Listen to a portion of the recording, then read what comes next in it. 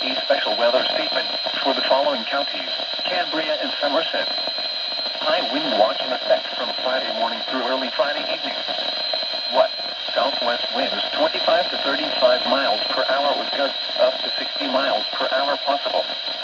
Where? Warren, McKean, Elk, Clearfield, Cambria and Somerset counties. When?